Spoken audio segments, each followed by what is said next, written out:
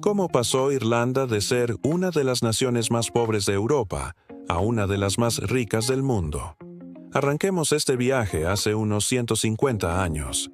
En esa época, Irlanda estaba bajo dominio británico y la mayoría de su gente vivía en la precariedad rural, con la emigración como única salida. Cuando mencionamos Irlanda, nos referimos a la República de Irlanda, el país que se separó del Reino Unido a principios del siglo XX. Irlanda del Norte sigue siendo parte del Reino Unido, pero esa es otra historia. Este punto de partida es clave, porque en la República de Irlanda, la economía era agraria y poco productiva. Las políticas proteccionistas, la falta de crédito y un sistema legal poco confiable mantenían los salarios por el suelo, los precios por las nubes y la inversión bajo cero. ¿El resultado? Olas de emigración masiva. Jóvenes despidiéndose en puertos y estaciones, con la esperanza metida en una valija, rumbo al Reino Unido, Estados Unidos, Australia o Canadá. Al entrar en el siglo XX, Irlanda empezó a construir sus cimientos como nación. Moneda propia, administración pública, justicia, escuelas, pero el motor económico seguía siendo pequeño y cerrado. Se apoyaba en actividades de bajo valor agregado, ganadería, lácteos, textiles, calzado y algo de ensamblado para el mercado interno. La vida cotidiana era dura, con salarios modestos, empleo inestable y proyectos siempre postergados. Llegamos a la mitad de siglo. Después de la guerra, los gobiernos irlandeses intentaron industrializar el país desde arriba, con más protecciones, cuotas y licencias. Sobre el papel, la idea sonaba bien, pero en la práctica solo creó empresas poco competitivas y dejó a los consumidores con muy pocas opciones. Cuando Irlanda levantó estos muros comerciales, el patrón fue clarísimo: precios altos, productividad baja y cero innovación. La emigración, por supuesto, no se detuvo. La sensación general era una sola: algo tenía que cambiar. Y pronto. Y a finales de los años 50 llegó el giro. Surgió una coalición inesperada. Técnicos brillantes, líderes políticos con visión, una burocracia profesional y una sociedad que ya pedía a gritos un cambio de aire. Un nombre destaca: T. K. Whitaker, economista y secretario del Departamento de Finanzas. En 1958 escribió Economic Development, un plan maestro para abandonar el proteccionismo, modernizar el Estado, atraer inversión extranjera y empezar a competir en el mundo. El primer ministro, Sean Lemass, tomó ese guión y lo convirtió en política de Estado con el primer programa de expansión económica. Menos trabas, foco en la exportación y creación de empleo productivo. Al mismo tiempo, una agencia llamada IDA Ireland salió a vender el país al mundo, atrayendo proyectos y conectándolos con proveedores locales. Esto no fue solo cosa de políticos. A finales de los 80, la concertación social reunió a gobierno, sindicatos y empresarios.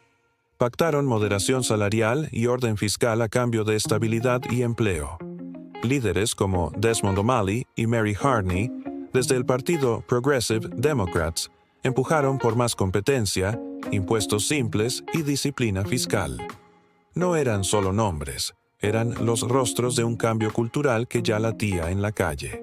La fórmula mágica fue esta: el cansancio con el modelo cerrado, un Estado profesional que usaba datos, líderes que se animaron a cambiar, instituciones que ejecutaron el plan y un gran acuerdo social. Esa mezcla fue la que finalmente encendió el motor de Irlanda. Un paso fundamental fue la integración europea. Irlanda entró en la Comunidad Económica Europea en 1973 y adoptó el euro en 1999. ¿Qué significó esto en la práctica?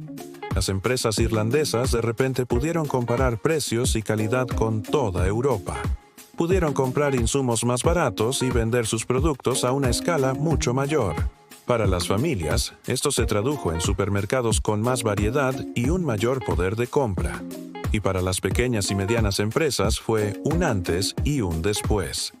Accedieron a millones de nuevos clientes, a cadenas de valor mucho más exigentes y a proveedores especializados que antes eran inalcanzables. Irlanda se conectó y empezó a medirse con los mejores del mundo. Otro pilar fue la disciplina fiscal.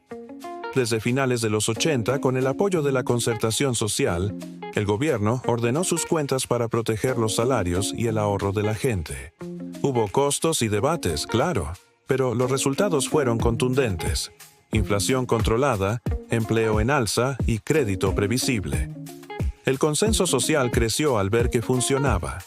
Con reglas claras, los tipos de interés bajaron, el crédito empezó a fluir y las empresas pudieron planificar a largo plazo. Para la gente común, esto significó que las cuotas de sus préstamos no se disparaban. Sus ahorros mantenían su valor y sus proyectos personales, por fin, se podían cumplir. Y así llegamos a finales de los 90 y principios de los 2000, la era del tigre celta.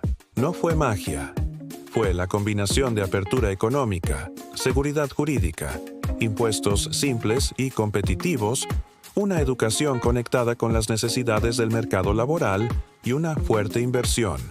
Los empleos formales se multiplicaron, los salarios subieron, y muchos de los que se habían ido empezaron a volver.